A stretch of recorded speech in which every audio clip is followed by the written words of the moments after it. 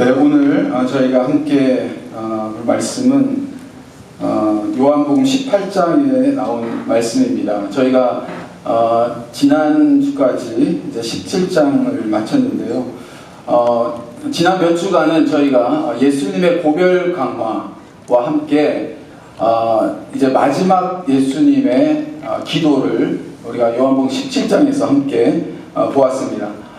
그리고 이제 요한복음 17장, 오늘 저희가 오늘부터 볼 이 말씀은 이제 예수님이 잡히시고 또 뭐 재판 받으시고 그다음 십자가에 달려 돌아가시는 이 상황들이 굉장히 급박하게 이제 진행되는 부분을 우리가 말씀을 통해서 볼 수가 있습니다.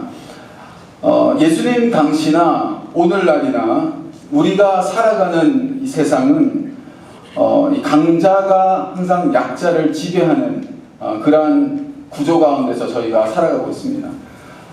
그리고 뭐 인간의 본성이기도 한 것 같아요. 우리가 보통 이제 그 생물 시간에 배웠던 약육강식이라는 말이 있죠, 그죠?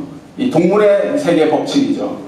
항상 강한 것이 약한 것을 잡아먹고 이렇게 이제 먹이 사슬이 돼가지고 어떤 뭐 이코시스템이 이렇게 유지되는 것인데, 어떻게 보면 우리가 살아가는 인간의 세상도 이러한 어떤 그 원리들이 지배하는, 그리고 우리 가운데도 그런 생각들이 많이 있죠. 이미 들어있죠. 본성 가운데 있는 것 같습니다. 홍콩에서 수많은 시민들이 계속적으로 이렇게 데모를 하고 굉장히 혼란 가운데 빠진 것을 여러분 뉴스를 통해서 계속 보셨을 것입니다. 중국의 그 강제 송환법에 반대하면서 시작된 그 시위가 그칠 줄을 모르고 계속적으로 몇 달 동안 계속되었습니다. 그리고 미국은 홍콩 인권법까지 이렇게 통과를 시키면서 중국을 압박을 하는 뭐 이러한 가운데 있습니다. 중국이 자신의 어떤 체제에 반대하는 그러한 사람들이 홍콩으로 피신해 왔을 때 그 사람들을 강제로 추방하는, 중국으로 돌려보내는 이 법을 통과시키려고 하다가 이 홍콩 시민들이 이제 들고 일어난 것이죠. 미국이나 중국은 G2죠. 세계에서 가장 지금 힘이 센 그러한 나라입니다. 그리고 이들이 이제 가진 그 힘으로 세계에 아주 어마어마한 영향력을 미치고 있습니다. 뭐 그렇게 해왔고 뭐 지금도 마찬가지인 것 같습니다. 키르기즈에 제가 단기 선교를 몇 번 갔었는데, 갈 때마다 보면은 이 비포장 도로가 많이 있는데 비포장 도로에 이 아스팔트를 이게 까는 거예요. 그래서 갈 때마다 그렇더라고요. 그래서 이제 선교사님이 말씀을 해주세요. 저것이 그냥 키르기즈가 하는 게 아니라 중국에서 저렇게 까는 거라고, 중국 자본으로 저렇게 하는 거라고 그렇게 말씀을 하시더라고요. 그러니까 중국은 실질적으로 이 실크로드가 이제 통과하는 그 주변국들의 이 도로들을 이렇게 깔아주면서, 뭐 공짜로 깔아주는 건 아니에요. 이렇게 다 빌려주고 나중에 다 받으면서 이 경제력으로 그 나라들을 이제 이렇게 영향을 미치려는 어떤 그러한 것들이 있는 것입니다. 그러니까 뭐 힘이 있으면 사실 다스리게 돼 있는 거죠. 뭐 나라뿐만 아니라 개인도 마찬가지입니다. 그 힘이 사람을 이제 다스리게 되는 것입니다. 돈이 힘이고 또 사회적 지위가 힘이고, 그죠? 그래서 뭐 어떤 부모님들은 늙어서 자식들한테 이제 관세 받지 않기 위해서 돈을 꽉 쥐고 이제 자녀들을 이제 컨트롤하는 이제 그런 분들도 제가 이렇게 봤는데, 사실 그 힘을 갖기 위해서 평생을 사실은 이를 위해서 달려가는 것이 어떻게 보면 우리의 삶이지 않나, 이런 생각이 되어집니다. 우리가 살아가는 이 사회가 힘이 있어야지 대접받고 영향을 미치는 그러한 구조로 되어 있고, 그렇기 때문에 사람들은 이 힘을 가지기 위해서 열심히 달려가고 있습니다. 그런데 이 예수 그리스도, 예수 그리스도가 이 땅 가운데 오셔서 세우신 하나님의 나라, 제가 조금 전에 말씀드린 이 세상의 나라는 그렇게 돌아가는데, 예수님이 세우신 이 하나님의 나라는 그것과 반대가 되는 그러한 나라를 이 땅 가운데 세우시기 위해서 예수님께서 오셨다는 것입니다. 우리가 계속적으로 말씀드리고 있는 그것이 바로 킹덤 오브 갓, 바로 하나님의 나라입니다. 그것은 어떤 세상의 힘의 원리가 통하지 않는 그러한 나라입니다. 강자가 약자를 지배하는 그러한 약육강식의 그러한 원리가 지배하는 그러한 나라가 아니라, 돈이나 어떤 사회적인 지위나 어떤 그러한 것이 힘이 되는 나라가 아니라 바로 사랑과 정의, 바로 섬김과 나눔으로 다스리는 나라가 바로 이 하나님의 나라입니다. 그 하나님의 나라가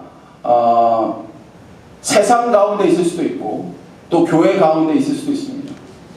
세상이 세상 가운데 있을 수도 있고 교회 안에도 있을 수가 있습니다. 우리가 교회 안에 있다고 저절로 하나님의 나라를 살게 되는 것은 아닙니다. 예수님은 이 땅 가운데 하나님의 나라를 세우시기 위해서 오셨지만, 중요한 것은 우리가 그 하나님의 나라에 들어가는 것이고 그렇게 살아내는 것이 중요하다는 것입니다.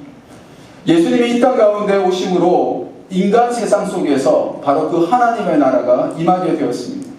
그리고 오늘날까지 예수를 믿는 자, 예수 그리스도를 믿는 자들이 살아야 할 나라는 바로 이 세상의 힘이 지배하지 않는 바로 그 하나님의 나라입니다.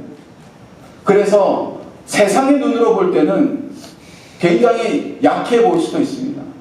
때로는 지고 패배하는 그런 모습으로 보여질 수도 있습니다. 하지만 예수님께서 우리에게 말씀하신 것은 그것이 이김의 길이다, 그것이 승리의 길이다, 그것을 우리에게 가르쳐 주신 것입니다. 오늘 예수님이 체포되는 그 장면, 이 장면 속에서도 우리가 그런 동일한 메시지를 듣게 됩니다.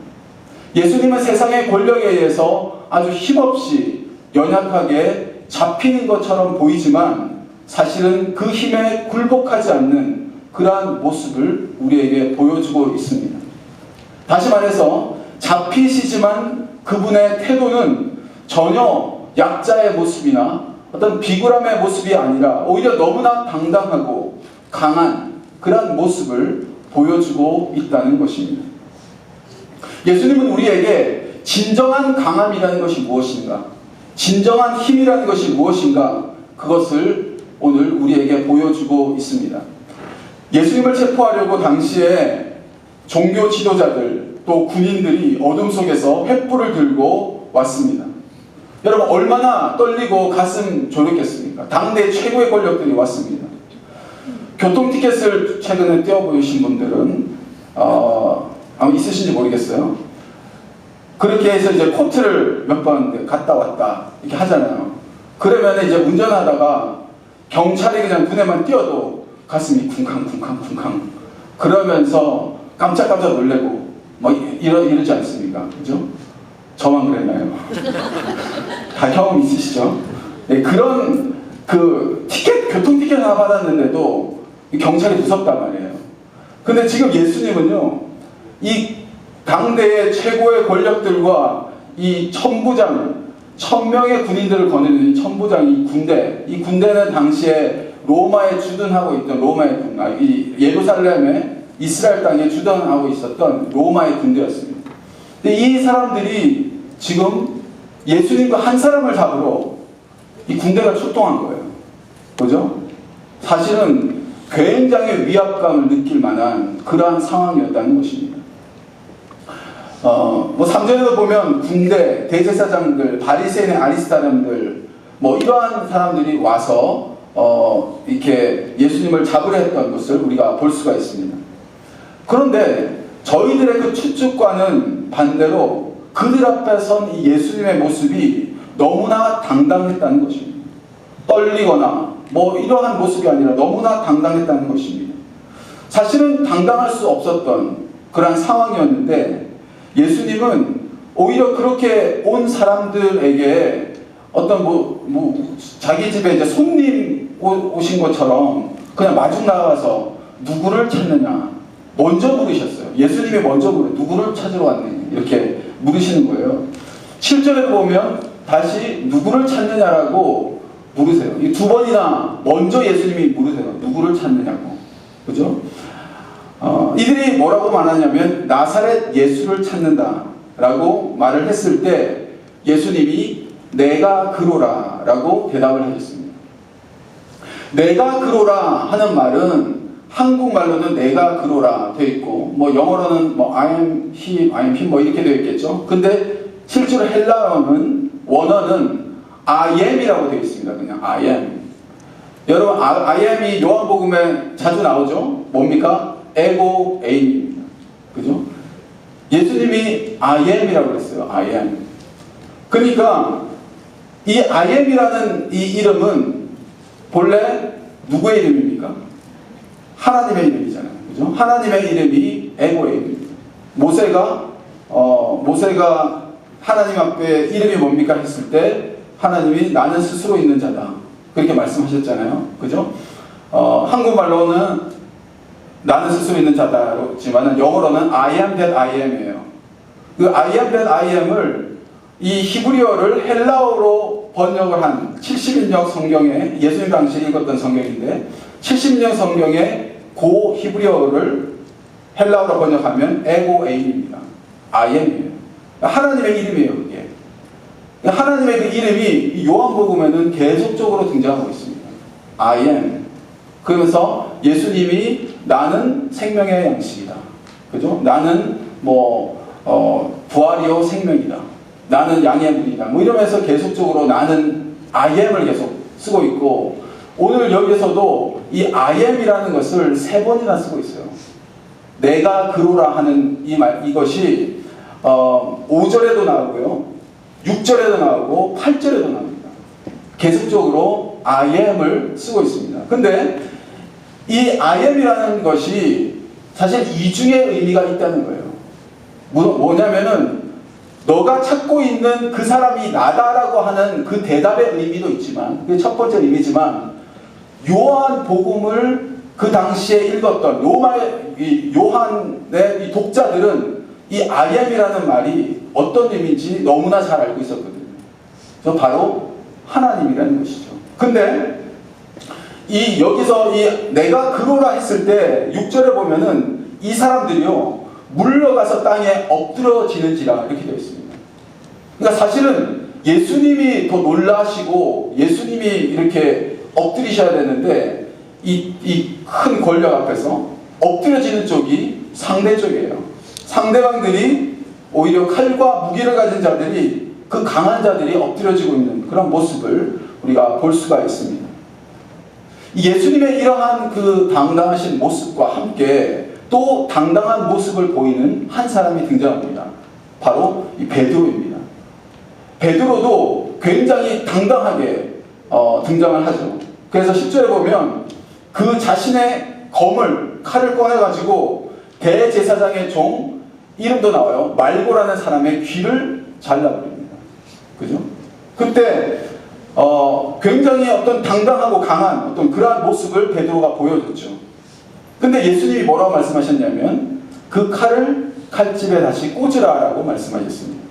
공관복음에 이 내용이 다 등장을 하고 있는데 누가복음에 보면요 예수님이 그 잘린 귀 그 사람의 귀를 만져주시면서 치유하는 장면이 나오고요.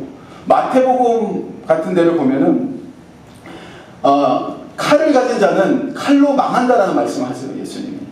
그러면서 내가 12군단도 더 되는 천사를 보낼 수 없는 줄로 아느냐. 내가 만약에 그렇게 한다면 하나님의 말씀이 어떻게 이루어지겠느냐. 이렇게 말씀을 하고 있어요. 그러니까 내가 못해서 안 하는 것이 아니다라고 말씀하고 있다는 것입니다. 실제로 이 베드로의 이 당당함과 참된 강함, 이러한 것이 내면에서 나오는 어떤 그러한 당당함이 아니라 자신이 가졌다고 생각했던 그 힘, 제가 맨 처음에 말한 그 세상의 어떤 힘, 그 힘을 의지한 그러한 강함을 베드로가 보여줬다는 것입니다. 그리고 그 힘이 얼마나 허무한 것인지를 성경은 적나라하게 보여주고 있어요. 오늘 이 18장의 뒷부분에 보면요, 17절, 25절, 26절에 보면 베드로에게 여종이 찾아와가지고 너도 저 사람의 제자가 아니냐 이렇게 슬쩍 물어봤거든요. 조용하게. 근데 베드로가 절대로 아니다. 부인하잖아요. 그 후에 또 숯불을 쬐면서 또 사람들이 너 저 사람과 같이 있지 않느냐 또 물어보니까 절대로 아니다. 나는 알지 못한다. 또 다른 사람이 또 물어보죠. 절대로 아니다. 3번이나 그것을 부인하는 그러한 모습을 우리가 볼 수가 있습니다. 베드로의 이 모습, 어떻게 보면 예수님이 체포되실 때 굉장히 강하게 보였던 그 모습은 자신의 그 연약함과 자신의 그 두려움을 감추기 위한 그러한 모습이었음을 성경은 우리에게 보여주고 있습니다.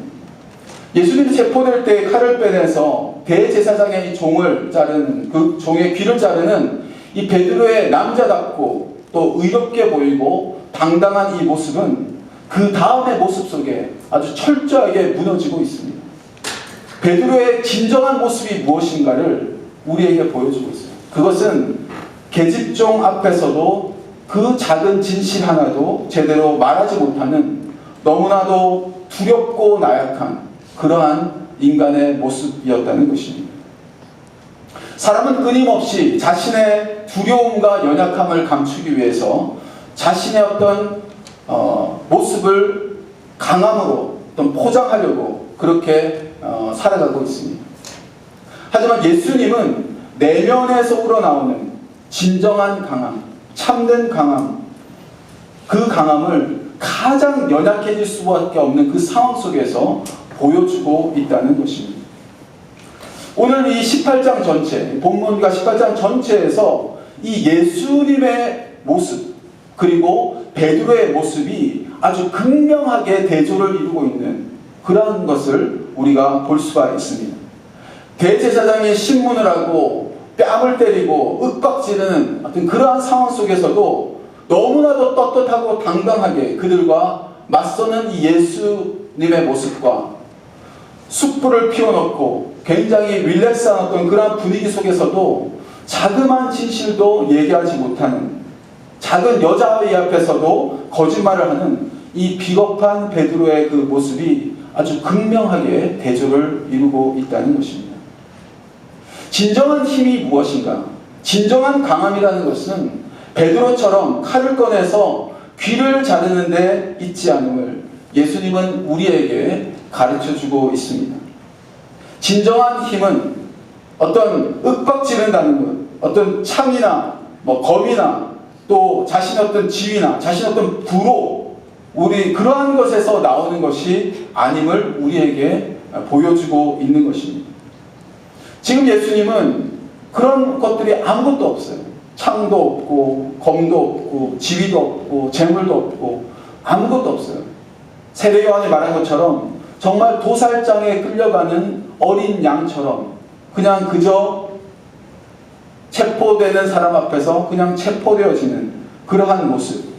그러나 그 가운데서도 이 세상에서 발견할 수 없는 놀라운 힘과 떳떳함과 당당함을 우리에게 보여주고 있다는 것입니다. 뿐만 아니라 예수님은 그렇게 잡히시면서까지도 제자들을 보호하고 계시는 그런 모습을 우리에게 보여주고 있습니다.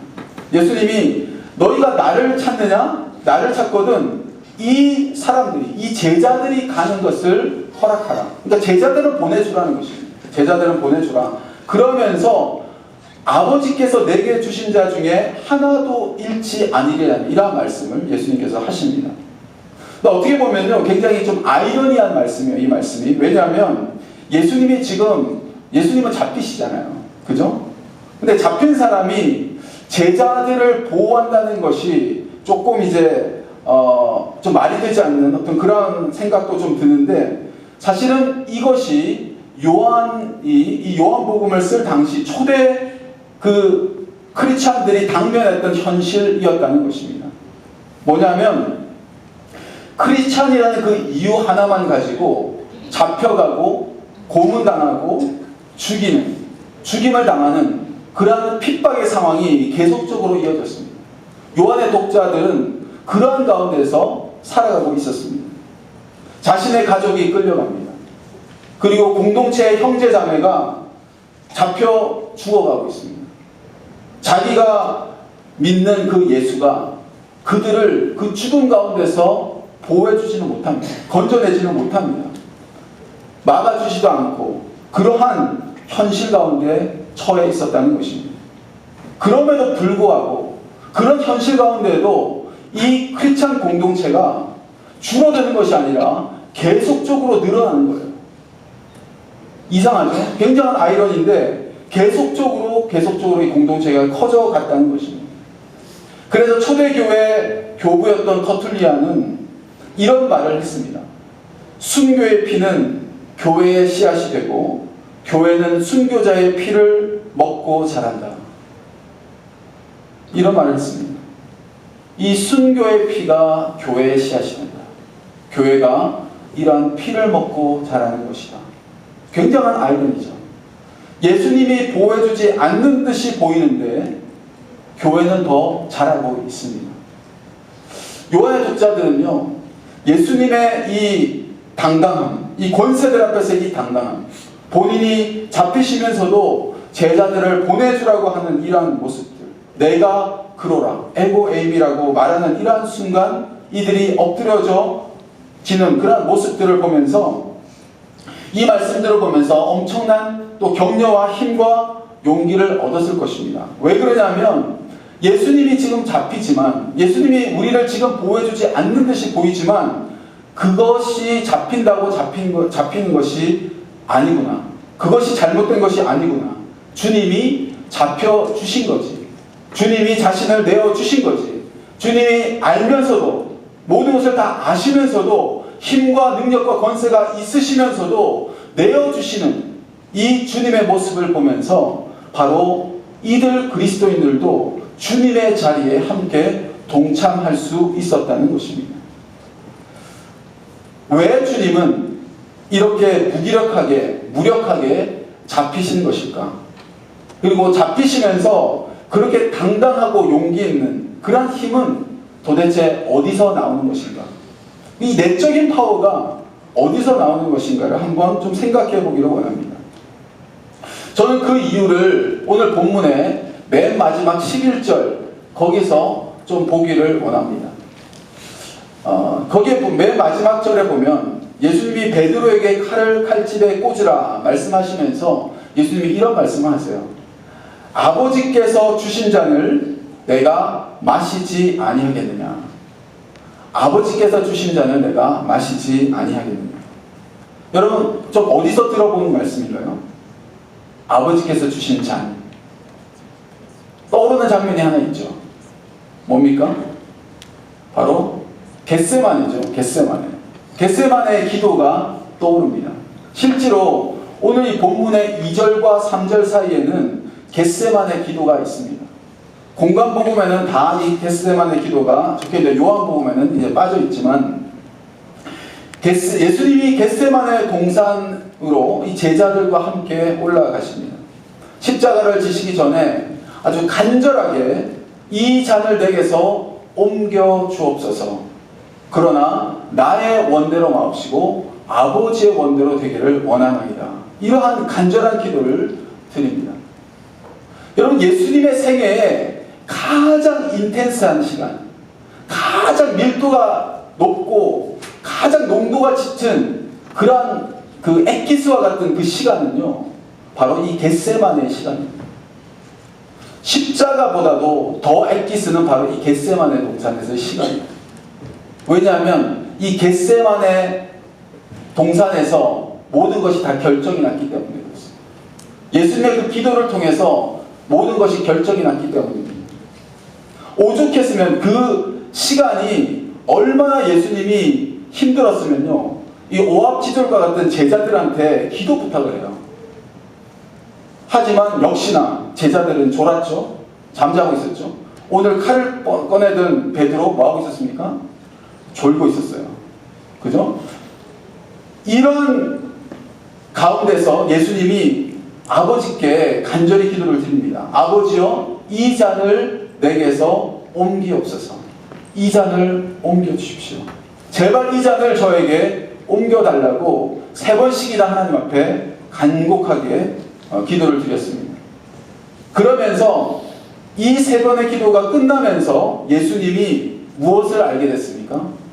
이 고난의 잔이 아버지의 뜻임을 알게 되었습니다. 그러면서 예수님이 그 마음이 이제는 완전히 아버지의 마음으로 돌아서게 되었습니다. 아버지의 뜻이 예수님의 원함이 되었던 것입니다. 이 잔을 마시는 것, 아버지께서 주시는 이 잔을 마시는 것이 이제는 나의 원함이 되었다는 것입니다. 겟세마네의 기도를 통해서 예수님의 그 원함이 바뀌어져 버린 것입니다. 그러면서 결단이 세워진 것입니다. 아버지께서 주신 잔을 내가 마시지 아니하겠느냐? 바로 이것은요, 바로 이 겟세마네의 기도의 결과입니다.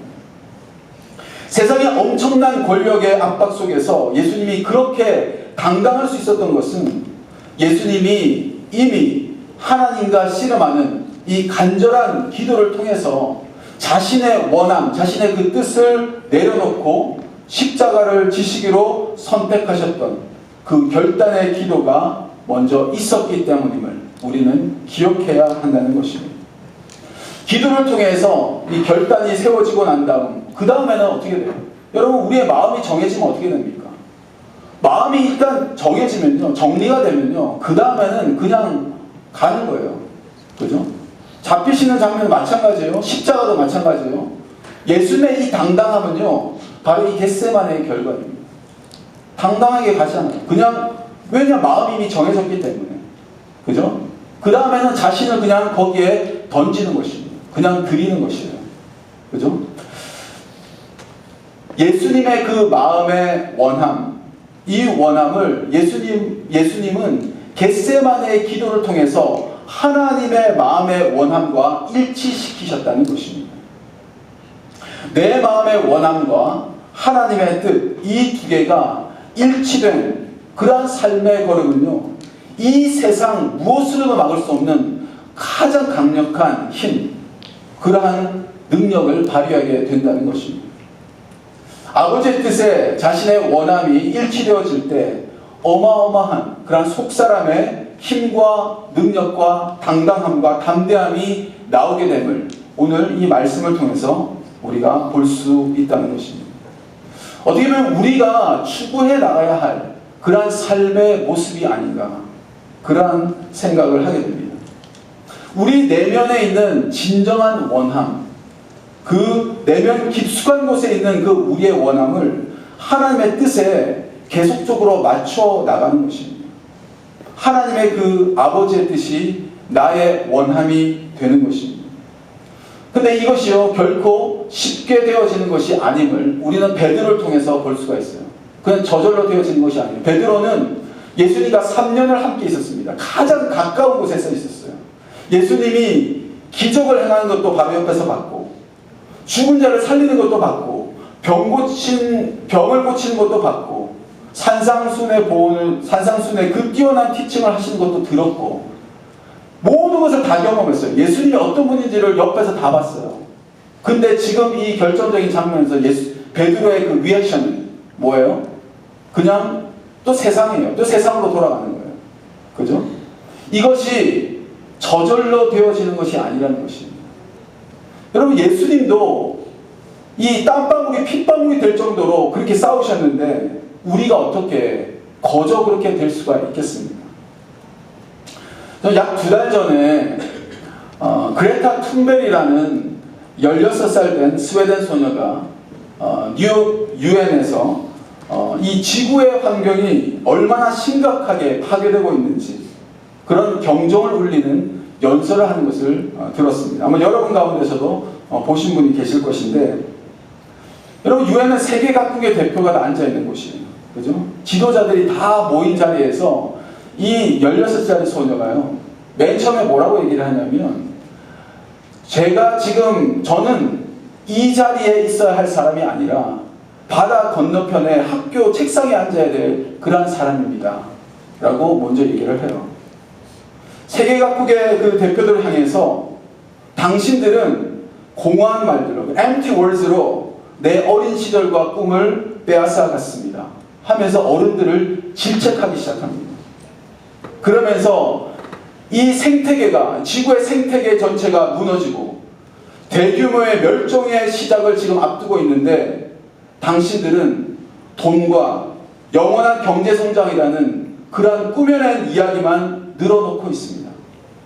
어떻게 그럴 수 있나요? How dare you? 하면서 어른들을 아주 눈을 부릅뜨고 꾸짖습니다. 이 16살짜리 소녀가요. 과학자들이 내놓은 이 분명한 사실들을 뻔히 알면서도 각국의 정상들은 자국의 부와 정치적인 그 이익을 앞세워서 하는 척만 하지, 정말로 이 기후 위기를 해결하기 위해서 적절한 조치를 취하고 있지 않다는 거죠. 그러면서 그러한 이 지구를 다음 세대에 넘겨주려 하고 있다, 이러한 신랄한 비판을 하였습니다. 저는 이 작은 소녀 16살짜리밖에 되지 않은 이 학생이 이 세계의 대표들이 앉아있는 자리에서 그들을 꾸짖는 이 담대한 말들을 쏟아내는 것을 보면서 적잖은 충격을 받았습니다. 실제로 이 소녀는 작년 8월부터요, 이 기후변화에 대한 심각성을 느꼈어요. 본래는 이제 굉장히 어릴 때부터 이런 쪽에 굉장히 관심을 많이 가졌었는데, 실제로 행동을 하는 것은 작년 8월이었습니다. 이 기후변화에 대한 심각성을 느끼고 환경운동을 본격적으로 하기 시작했습니다. 이 툰베리가 지구 환경 파괴에 사람들이 침묵하고 기후변화 대응에 아주 미온적인 이 주류 정치인들, 그리고 이 어른들을 향해서 이 반항하는 의미로 이 금요일날 학교를 가지 않기 시작했습니다. Every week 학교를 가지 않고 어디로 갔냐면 스웨덴 대사관 앞으로 갔어요. 스웨덴 그 대사관이 아니라 스웨덴 그 국회의사당, 그 정치인들이 모이는 국회의사당 앞으로 갔어요. 거기서 1인 피켓 시위를 하는 겁니다. 그리고 그것을 트위터에 올리는 거예요. 이것이 점점 세계의 많은 청소년들 그리고 청년들이 여기에 동참하기 시작했습니다. 올해도 전 세계적으로 기후를 위한 학교 파업 운동이 이 학생들 가운데 일어났습니다. 아주 전무후무한 이 운동이 일어났습니다. 저는 이 소녀를 보면서 굉장히 많은 생각을 하게 됐어요. 어디서 이러한 강력한 힘이 나오는 것일까? 이 소녀는요, 이 북유럽 환경상을 줬는데 수상을 거부를 했어요. 상금도 뭐 6천만 원, 한 7만 불 정도 됐는데 상금도 거부했어요. 이 기후변화 운동을 하는데 상이 왜 필요하냐고 그러면서 거부를 하는 거예요. 저는 이 소녀의 강력한 힘은 일단 사심이 없다는 것입니다. 사심 없이 자신을 던짐에 있다라고 생각했습니다. 어떠한 유익과 어떠한 영광을 바라지 않는 것입니다. 그리고 그 진실을 믿는 힘. 수많은 어른들은 분명한 진실이 있음에도 불구하고 개인과 국가의 어떤 이익 앞에서 머뭇적거리고 있지만 진실을 위해서 자신을 던지는 것이죠. 이 진실의 그 힘, 이 진리의 힘이 바로 이 소녀를 이렇게 이끌고 있다라고 생각했습니다.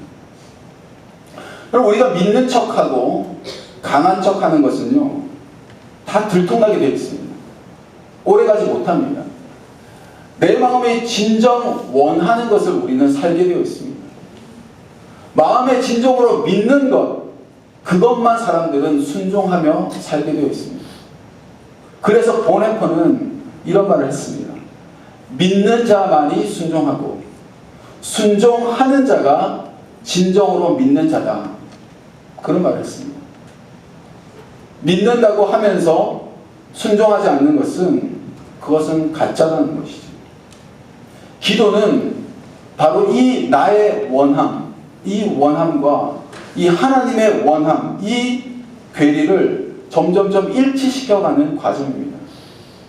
주님이 진정으로 원하는 것이 무엇인지를 알아차리고 나도 그것을 원하는 마음으로 자꾸 일치시켜 나갈 때 우리 안에는 참된 강함, 이 속사람의 이 강함으로 우리가 살아갈 수 있는 것입니다.